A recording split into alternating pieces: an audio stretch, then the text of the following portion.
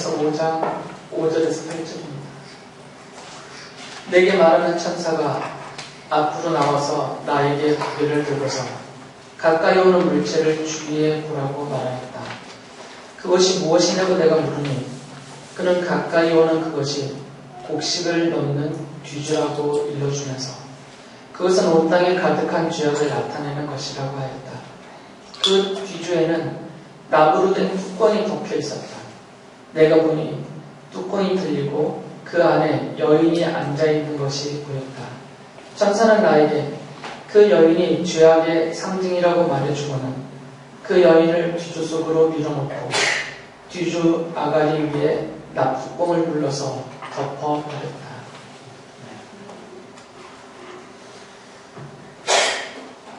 지금 제가 읽은 이 5절에 나오는 뒤주 안에 앉아있는 이 여인에 대한 환상은 그 앞에 날아가는 두루마리 환상과 연결되고요. 그것의 확장 또는 연결이라고 보시면 됩니다. 전혀 별개의 완전히 다른 성격의 환상이 아니고 그 날아가는 두루마리 환상을 더 강화하면서 설명해 주시는 그런 환상이라고 아시면 될 것 같습니다. 읽어드린 대로 지금 스가랴가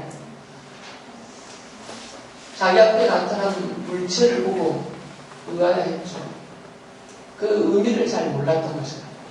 그것이 정확하게 무엇인지 그리고 그 의미가 무엇인지 왜 하나님께서 자신에게 그것을 보여주셨는지 잘 몰랐어요. 그래서 천사가 그것을 설명을 해줍니다.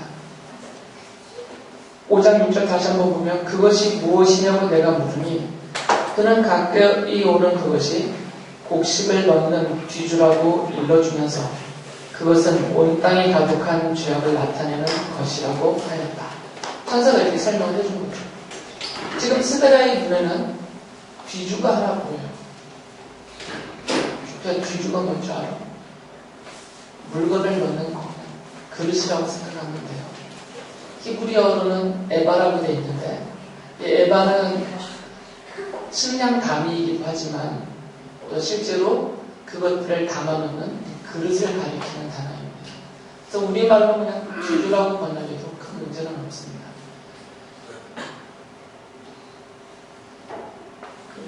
뒤주라는 것이 어떻게 생겼는지는 아시죠? 어른들은 그냥 작은 항아리라고 생각합니다. 항아리라고. 거기 안에 곡식이라든지 물건을 이렇게 담아주는 것인데 그 뒤주가 무엇인지 뜻을 알려주셨죠. 뭐라고 알려주셨어요? 그 뒤주는 뭐다? 이렇게 잘 안 들리는데 방금 읽었던 건데 그 뒤주를 뭐라고 설명해 주셨어요? 그냥 죄가 아니라 뭐라고 말씀하셨어요? 네, 온 땅에 가득한 죄악. 이 뒤주는 온 땅에 가득한 죄악을 나타내는 것이다 라고 말했어요. 그러니까 이것은 비유적인 표현이죠. 그 뒤주 안에 가득 차 있다는 거죠. 무엇인가가. 그러니까 이 뒤주는 온 땅 전체를 상징하기도 하고 또 그 뒤주 안에 무엇인가 가득 차 있는 상태가 지금 이 죄악이 또 온 땅을 가득 채우고 있는 상태다라고 비유적으로 설명을 해주신 거죠. 이 온 땅의 범위에 대해서 해석이 좀 어렵죠. 이 온 땅을 정말 말 그대로 이 세상 모든 땅 그리고 그 이 세상 모든 땅에 살고 있는 세상의 모든 사람들을 다 말하는 것인가? 그렇게 말씀하시는 분들도 있습니다. 그런데 그렇게 생각을 하면 읽어드리진 않았지만 뒤에 11절의 말씀을 보면 이 뒤주를 바빌로니아 땅으로 옮겨가세요. 하나님이. 만약에 이 뒤주가 온 땅 전체를 가리키는 것이라면 장소적인 이동은 의미가 없거든요. 그리고 지금 이 환상과 계시는 지금 이 당시에는 이스라엘 백성들에게 특히 성전을 재건하고 있는 그들에게 집중된 말씀입니다. 이미 앞서서 말씀드렸던 날아가는 그 두루마리 환상을 통해서 그들의 죄악과 또 그들이 받을 그 형벌 이런 것들에 대해서 강조하고 계시기 때문에 그 환상과 연계되어져서 이 뒤주 속에 앉아있는 여러 환상을 보여주시고 있고요. 그러니까 이것은 대상을 좀 좁혀서 지금 이스라엘 백성들 전체를, 특히 성전을 짓고 있는 이스라엘 백성들 전체를 가리키고 그들이 성전을 짓고 있으면서도 앞에 두루마리 환상에서 본 것처럼 십계명을 중심으로 한 하나님의 말씀을 지키지 않고 따르지 않고 순종하지 않는 그들의 죄악을 가리킨다라고 보는 것이 무난할 것 같아요. 제가 늘 말씀드릴 때 같아요라고 붙이는 것은 확정적이지 않다는 겁니다. 성경이 명백하게 설명을 해주고 있을 때는 그렇습니다라고 제가 자신있게 말씀을 드리지만 해석이 필요한 부분, 성경에서 여기까지만 말씀하고 계셔서 이것을 근거로 해서 성경 전체를 참고를 해서 그 뒷부분을 말씀드릴 때는 제가 그런 것 같습니다라고 말씀을 드려요. 혹시나 틀릴 수도 있으니까 그렇게 참고하시고 들으시면 되는데, 그래서 이 뒤주는 온 땅이 가득한 죄악이다라고 말할 때 지금 이스라엘 백성들 전체 안에 아주 가득 찬 그 죄악을 가리킨다라고 보시면 좋을 것 같습니다. 저번 주 설교에도 말씀을 드렸듯이 이스라엘 사람들이 지금 성전을 지으려고 애를 쓰고 있어요. 그런데 하나님이 보시는 것은 그들의 손끝에서 세워져가는 성전을 보시는 것이 아니라 그들의 마음을 보시는 거예요. 그들의 내적인 상태를. 그런데 이들의 내적인 상태가 앞서서는 두 계명이 10계명 전체를 대표하고 있고 10계명은 모든 율법을 대표하고 있다고 말씀을 드렸는데 그것을 지키지 않고 따르지 않는다고요. 그 말씀하신 하나님을 순종하지 않고 있거든요. 그래서 그것을 책망하고 계세요. 지금 스가랴서는. 그러니까 이 뒤주도 이스라엘 백성들의 이 죄악의 상태가 그 정도가 얼마나 심한지를 보여주는 거죠. 뒤주가 가득 찬 상태처럼 이스라엘 백성들도 가득한 죄악에 빠져있다라고 볼 수가 있는 것이죠. 그런데 뒤이어서 이 스가랴의 눈에 보여지는 것은 처음에는 뒤주만 보였잖아요. 그러니까 뒤주 안에 무엇이 담겨 있었는지는 보지 못했는데 뒤이어서 하나님이 그 뒤주 안에 담겨져 있는 것을 보여주셨어요. 수요가 크게 보였지. 뒤주 안에 지금 뭐가 들어가 있지? 뭘 먹고 있는 중이네. 그 뒤주 안에 뭐가 있었어요? 여인이 앉아 있었어요. 좀 전에 읽었잖아요. 성경 외우가 아니고 성경을 보면 그 뒤주 안에 여인이 앉아 있었어요. 하나님은 이 여인의 의미도 설명을 해주셨습니다. 5장 8절에 보면 천사는 나에게 그 여인이 죄악의 상징이라고 말해주고는 그 여인을 뒤주 속으로 밀어넣고 뒤주 아가리 위에 납뚜껑을 불러서 덮어버렸습니다. 그러니까 이 여인은 그냥 보통의 여인이 아니라 상징적인 인물인 거죠. 무엇을 상징한다고요? 죄악을 상징하고 있다. 이 죄악은 지금 누구의 죄악으로 범위를 좁혀서 말하고 있어요? 이스라엘 사람들. 성전을 짓고 있는 이스라엘 사람들. 그들의 죄악을 이 여인이 상징하고 있는데 이 여인이 죄악을 상징하고 있는 그 상태가 뒤주를 가득 채우고 있는 상태라는 얘기죠. 그러니까 이 여인은 죄악으로 가득 차 있는 이스라엘 사람들을 가리키고 있는 것이다라고 볼 수가 있습니다.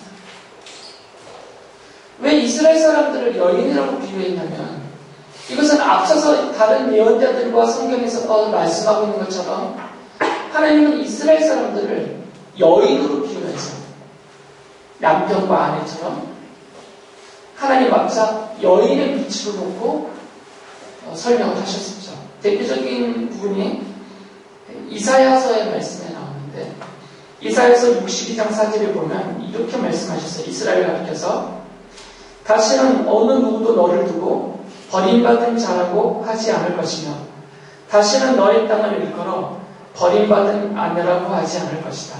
오직 너를 하나님께서 좋아하시는 여인이라고 부르고 내 땅을 결혼한 여인이라고 부를 것이니 이는 주님께서 너를 좋아하시며 내 땅을 아내로 맞아주는 신랑과 같이 되실 것이기 때문이다 라고 말씀하고 계세요.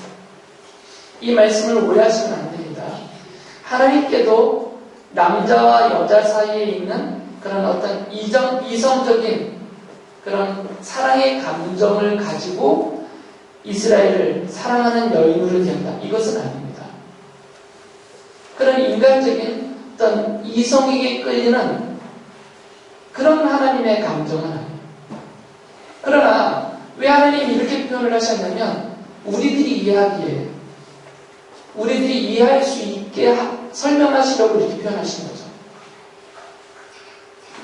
막연하게 사랑한다라고 표현하면 느낌이 안 오지만 한 남자가 한 여인을 자기의 생명을 바쳐가면서 정말 사랑하고 좋아하는 그 상태로 설명을 하면 이 사랑의 관계가 이해가 된다는 거죠. 하나님이 나를 사랑하시는데 하나님이 이스라엘을 사랑하시고 하나님의 백성인 우리들을 사랑하시는데 그냥 내가 너희들을 사랑한다 이렇게만 말씀하시면 받아들이기에 잘 느껴지지 않는단 말이죠. 그러니까 비유로서 말씀하시는 겁니다. 하나님이 마치 남녀 간의 사랑을 나누시는 것처럼 한 여인을 정말 사랑하는 남자, 신랑의 심정으로 이스라엘과 하나님의 백성을 사랑하고 계시다 이렇게 표현해 주니까 이제 느껴진다는 거죠. 아직 이런 사랑을 받아보지 못한 수빈이나 윤지는 이해를 못하겠지만 무시하는 게 아니라 아직 때가 안 됐다는 거예요. 혹시 모르겠습니다. 한국에서 살고 있었으면 그런 사랑을 이미 받아봤을지.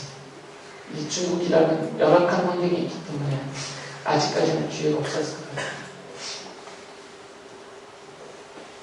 이미 결혼하시고 오랜 생활이 지나신 분들은 추억을 하시면 됩니다. 지금 상태로 이걸 느끼려면 잘 안 느껴질 수도 있지만 추억을 좀 하세요. 처음 이 남자가 내 남편이 나를 대했을 때인가, 나의 프로포즈 할 때, 청혼할 때 이 남자가 어떻게 나를 대했던가 그걸 추구하시면 돼요. 지금 상태 말고. 지금 상태는 너무 이렇게 줄어들어서 잘 느껴지지가 않잖아요. 남편들은 또 거꾸로 나를 사랑해서 나와 결혼하겠다고 흔쾌히 허락해줍니다. 저희 집의 경우는 제 아내가 저에게 청혼을 한 셈이죠. 나랑 결혼할까 아니면 안 만나겠다 이렇게 단칼에. 그 상태, 서로 간에 자신의 모든 것을 다 내어놓을 수 있을 만했던 그 사랑의 상태. 그 상태로 하나님이 이스라엘, 하나님의 백성을, 그리고 우리들을 사랑하신다라는 겁니다. 그래서 하나님이 사랑하시는 여인을 표현했던 거죠. 이스라엘이 원래 그랬다는 거죠. 하나님이 선택하셨던, 그리고 하나님의 백성으로 삼으셨던 그 이스라엘은 이렇게 하나님이 가장 사랑하는 여인처럼 그렇게 여겨주시고, 그렇게 사랑해 주셨고, 그렇게 대해 주셨어요. 그런데 지금 이 이스라엘 사람들의 상태는 그런 여인이 아니라는 거죠. 음녀로 변했다는 거죠. 성경은 악한 우상 숭배와 또 심각한 죄악에 빠져서 하나님을 잊어버리고 하나님 앞에서 불순종하고 살고 있는 그 이스라엘 백성들을 가리켜서 음탕한 여인이라고 부르고 있어요. 줄여서 음녀라고 부르죠. 세빈아, 음탕한 여인이 무슨 뜻일까? 이걸 네가 이해할 수가 없겠지? 소연이는 알겠어? 이 뜻을? 음탕한 여인이라는 뜻을 알아? 알면 이상한 거지. 드라마를 많이 봤으면 알고. 음란한 여인, 음탕한 여인, 음녀라는 표현은 이건 성경적으로 말하면요. 결혼한 아내가, 혼인관계에 있는 아내가 자기 남편을 법적으로 상태 잘 있는 남편을 놔두고 그렇지. 다른 남자를 좋아하고 다른 남자와 잠자리를 하고 다른 남자를 막 눈만 감아도 생각하고 있는 상태. 그래서 남편은 제쳐두고 자기에게 있는 돈, 시간, 몸, 마음 이런 것들을 다 갖다 바치면서 나누고 있는 상태. 이 상태에 빠져있는 여인을 음란한 여인, 음탕한 여인, 음녀라고 불렀죠. 그런데 성경을 보면 하나님이 이스라엘 백성들을 그런 음녀라고 불렀어요. 예언서들이 그런 것을 그렇게 지적하고 있죠. 지금 뒤주 속에 앉아있는 이 여인이 바로 그 죄악의 상징으로 삼기는 여인이 그렇기 때문에 음녀라는 것이죠. 그 이스라엘 백성들을 상징하고 있다는 것이죠. 이스라엘 사람들은 이것을 깨닫지 못하고 있죠. 하나님이 나를 보실 때 여전히 하나님이 가장 사랑하는 여인으로 나를 보시고 그렇게 대하고 계시다라고 그렇게 생각하고 있어요. 그러니까 지금 이렇게 행동하고 있죠. 그러나 만약에 이것을 깨닫는 사람이 있었다면 하나님이 나를 보시기에 음탕한 여인으로 나를 보시고 계시지는 않을까? 지금 나의 행동이, 나의 마음이, 나의 생각이, 나의 삶의 모습이 하나님이 보시기에 정말 사랑스러운 표정으로 그래 내가 너를 사랑한다고 대해주시는 그런 하나님으로 나를 보고 계시는지 아니면 마음 아파하면서 그 음란한 여인, 음란한 아내를 보면서 가슴을 아파하는 그런 마음으로 하나님이 나를 보고 계시는지 만약에 이것을 깨닫는 사람이 있다면 정신을 차릴 것이에요. 회개할 것이고 뉘우치고 돌이켜서 다시 나를 향한 하나님이 정말 사랑하시는 나의 남편과 같은 그런 관계와 그런 분으로 함께 지내기를 갈망하면서 이렇게 돌아설 것이란 말이죠. 그런데 이스라엘 사람들은 좀 자신들의 모습을 몰라요. 여전히 이사야서에서 말씀하시는 것처럼 하나님이 가장 사랑하시는 여인으로서 자기를 착각하고 있는 것입니다. 그래서 하나님이 지금 스가랴 예언자를 통해서 보여주시는 환상과 그 말씀을 통해서 지적하시고 깨워주시는 것이죠. 지금 너희들의 상태는 음녀다. 비록 너희들이 성전을 짓고 있지만 그러나 성전을 짓고 있는 너희들의 손이 더럽다. 이 성전을 지으려고 모여있는 너희들의 그 모임 자체가 더럽다. 하나님 그렇게 책망하시는 것이죠.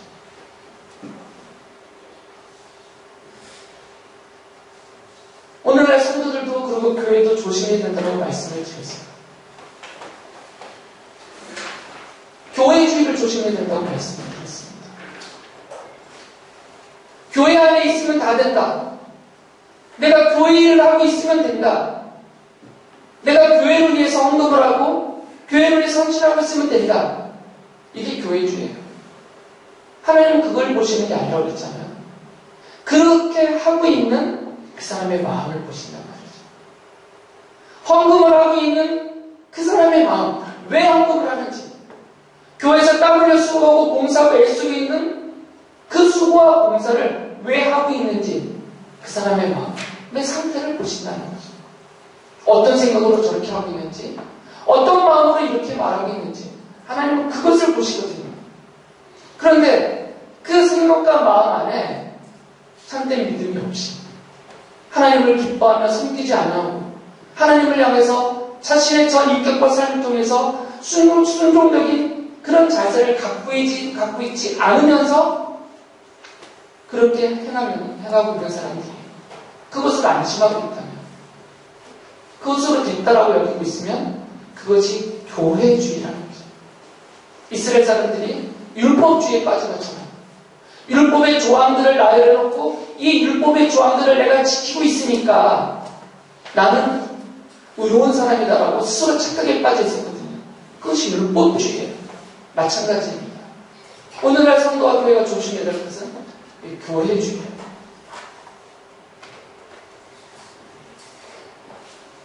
이런 교회주의자들이 아니라 정말 신앙으로 하나님 말을 바라보고 하나님을 기쁘시게 해드리겠다는 의지로, 그리고 그 하나님을 향한 순종하는 열심히 하는 태도를 가지고 교회 생활을 하고 있다면 교회는 많이 달라지겠죠. 교회 안에서 이루어지는 모든 관계가 개선될 것입니다. 오늘날 교회의 이름으로 교회 안과 바깥으로 드러나고 있는 그런 부끄러운 모습들, 세상으로부터 지탄을 받고 있는 그런 모습들은 현격하게 줄어들 수 있을 것입니다. 그러나 이 교회주의가 깨지지 않기 때문에, 오히려 더 갈수록 강화되고 있기 때문에 그것이 개선되지 않는 것입니다.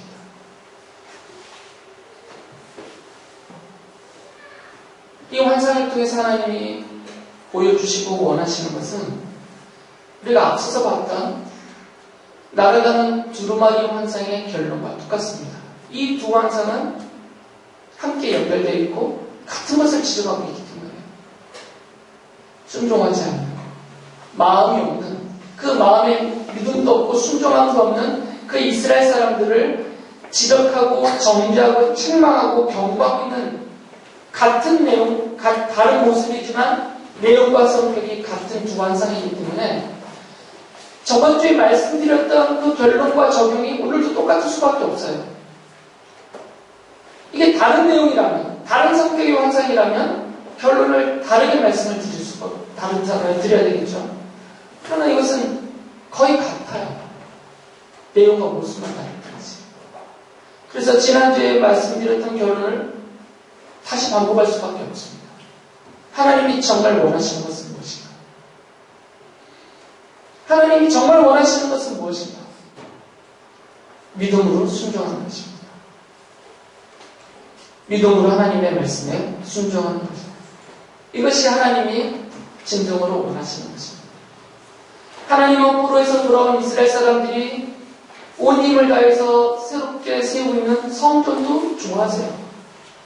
그것도 기뻐하세요.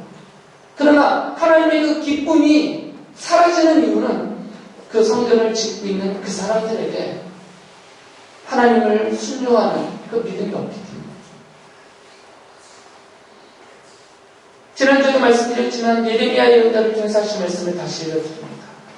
오직 내가 명한 것은 나에게 순종하라는 것. 그러면 내가 그들의 하나님이 되고 그들은 나의 백성이 될 것이라는 것. 내가 그들에게 명하는 그 길로만 걸어가면 그들이 잘 될 것이라고 한 것뿐이지 않았느냐. 이게 하나님이 원하시는 거라는 거죠. 정말 네가 하나라고 말씀하셨어요. 이건 하나님이 직접 하신 말씀이에요. 내가 너희들에게 원하는 것은 이게 한 가지밖에 없다. 순종하라는 것입니다. 이 말씀은 다른 것을 부족하고 연약해서 못해도 괜찮다 그 말이에요.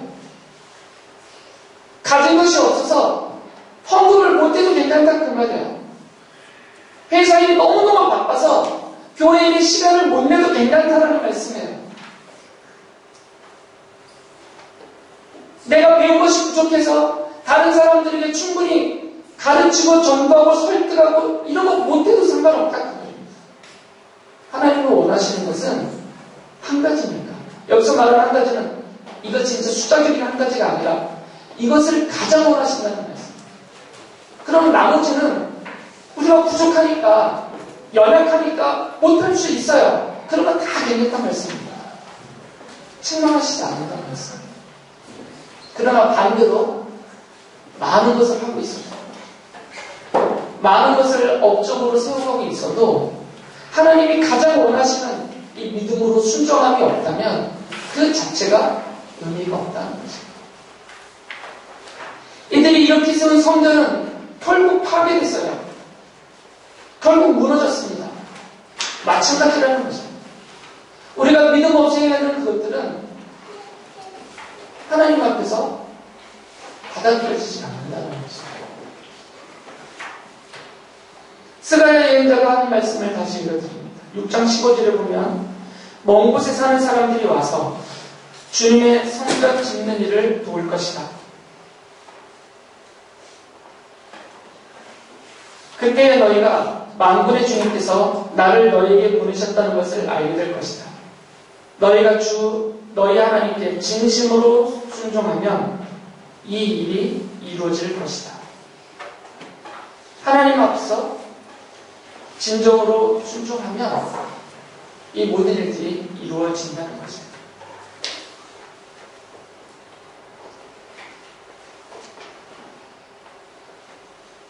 제가 순서를 주고 있는 것과는 순서를 다르게 말씀을 드렸는데 뒤이어서 보여주신 환상이 또 있었죠. 읽어드리진 않았지만 9절부터 11절에 보면 그 귀주를 날개가 달린 두 여인이 와서 바빌론의 땅으로 옮겨갔어요. 그리고 그곳에 그 뒤주를 놓을 수 있는 집을 지어놓고 세번역 성경에서 그것을 신전이라고 번역을 했는데 그냥 원어를 보면 그냥 집이에요. 베이트. 그 집을 지어놓고 거기에다 그 뒤주를 넣고 뒤주가 거기서 제대로 살 것이다. 있을 것이다. 이렇게 설명을 해놓으셨어요. 이 의미는 해석이 좀 필요하죠. 이것은 경고의 말씀이거든요. 그리고 장차 경고하신 대로 이렇게 일이 이루어질 것이다라는 예언의 말씀이에요.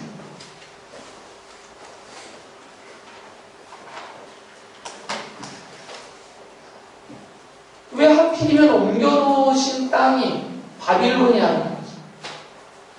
왜 이집트도 아니고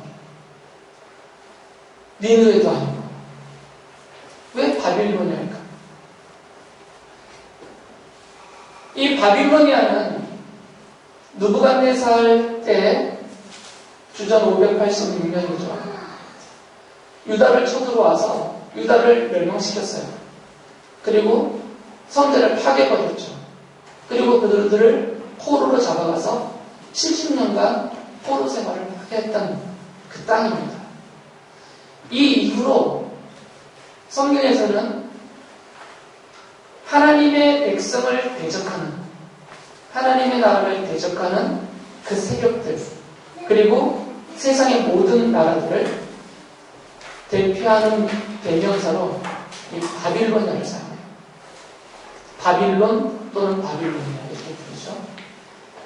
성경 한 구절을 보면 요한계시록 14장 8절에 이렇게 말씀하셨어요. 무너졌다. 큰 도시 바빌론이 무너졌다. 바빌론은 자기 음행으로 빚은 진노의 포도주를 모든 민족에게 마시게 한 도시다. 이 바빌론은 상징이다. 대명사예요. 어떤 특정한 한 장소, 한 지역을 말하는 것이 아니라 이것은 세상 전체를 대표하는 상징적으로 사용된 대명사라는 것입니다. 그래서 베드로 사도가 베드로전서 5장 13절을 보면 그 당시에는 로마가 전 세계를 지배하고 있었으니까 이 성경의 세계를 그 전 세계 성경의 전 세계를 지배하고 있는 로마를 가리켜서 바빌론이라고 불렀어요. 이렇게 써있죠. 여러분과 함께 택하심을 받은 바빌론에 있는 자매 교회와 나의 아들 나라가 여러분에게 문안합니다. 로마는 당시에 교회를 박해하는 세상 모든 나라, 그 전체를, 지중해 나라를 로마가 다 지배하고 있었기 때문에 그곳이 성경의 세계인데 그 로마를 바빌론이라고 불렀던 거죠.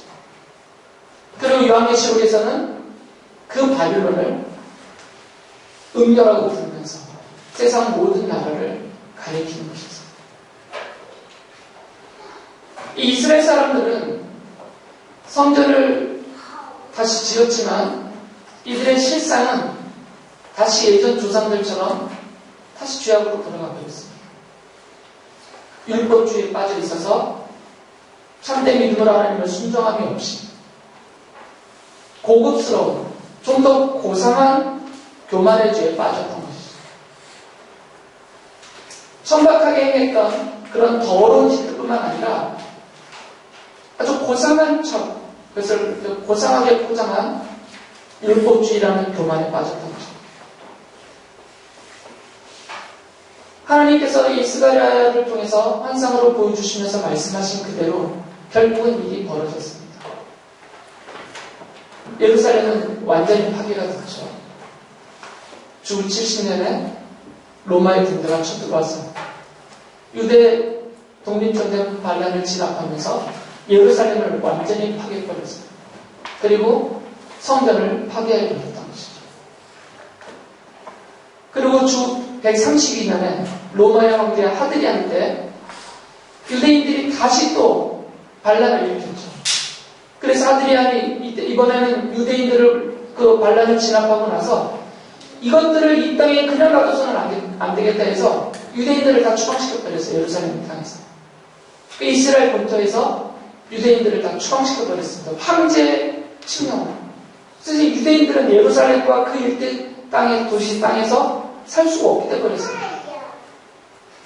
그렇게 흩어진 유대인들이 1948년에 지금의 팔레스타인 땅을 되찾고 독립하기 전까지 약 2000년 동안 흩어져서 살았습니다. 이 스가랴서 5장 11절에 예언하셨던 말씀이 그렇게 이루어졌다고 말하는 자체가 마음이 아프죠. 왜 그러냐면 유대인들은 지금 상징적인 민족이고 상징적인 인물이기 때문에 이들을 통해서 하나님이 말씀하고 계시는 것이죠.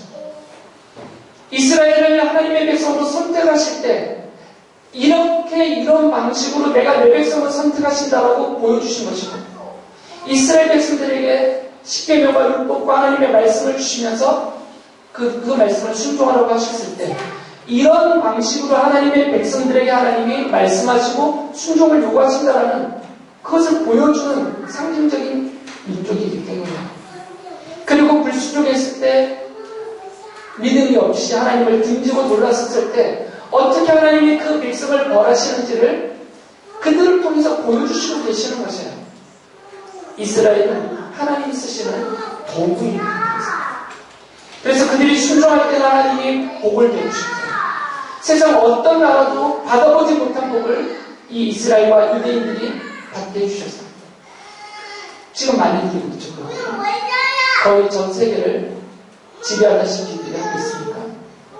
그러나 반대로 이들이 하나님의 말씀에 믿음으로 순종하지 않았을 때 그것이 얼마나 거짓된 신앙인지 이름만 하나님의 백성이라고 붙이고 있지만 실상은 이 뒤줄 속에 앉아있는 이 음란한 여인과 같이 그런 모습으로 살고 있다는 것을 드러내 보여주시는 것이죠.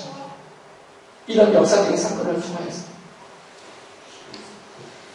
그렇기 때문에 우리가 이 말씀을 읽고 받으면서 마음을 내려야 되는 결론은 동일합니다. 믿음으로 순종해야 되겠구나. 하나님이 나를 보시는 것은 나의 외적인 것이 아니라 나의 내적인 상태를 먼저 보고 계시는구나. 이런 깨달음을 절대 잊어서는 안 될 것입니다. 그래서 스스로 내가 저 뒤좌안에 앉아있는 저 음란한 여인과 다를 바가 없구나. 이렇게 깨달을 때마다 뉘우치고 행하던 음란한 악한 죄악된 것들을 멈추고 돌이켜야 될 것입니다. 완전하게 회복되지 못하고 돌이키지 못한 우리들을 향한 하나님의 용서하심과 그 긍휼의 여기심을 나를 대신해서 십자가에서 죽으신 예수님을 바라보면서 믿음으로 간구해야 되는 것입니다. 우리에게는 이 순종에 좋은 본이 있다라고 말씀을 드렸어요. 바로 예수님이시죠. 바울 사도가 빌립보서에서 이 예수님이 순종의 본보기가 되는 것을 이렇게 기록해 놓았습니다. 6절 8절에 그는 하나님의 모습을 지니셨으나 하나님과 동등함을 당연하게 생각하지 않으시고 오히려 자기를 비워서 종의 모습을 취하시고 사람과 같이 되셨습니다. 그는 사람의 모양으로 나타나셔서 자기를 낮추시고 죽기까지 순종하셨으니 곧 십자가에 죽기까지 하셨습니다. 우리를 눈앞에 세워주신 십자가는 구원의 증표입니다. 하나님께서 우리의 죄를 예수님이 흘리신 보혈을 통해서 다 씻어주시고 용서해 주셨다는 구원의 증표입니다. 그러나 동시에 이 십자가는 그렇게 죽기까지 하나님의 뜻에 순종하신 예수님의 순종을 보여주는 증거입니다. 십자가를 바라보시면서 받은 구원의 기쁨과 감사함이 넘쳐야 될 것입니다. 그러나 동시에 마음에 다짐이 있어야 됩니다. 주님이 순종하신 것처럼 하나님께 믿음으로 순종하면서 하나님이 가장 사랑하시는 여인으로서 그 사랑을 약속하신 은혜와 복을 풍성하게 누리고 사는 우리 모두가 될 수 있기를 바랍니다. 기도하겠습니다.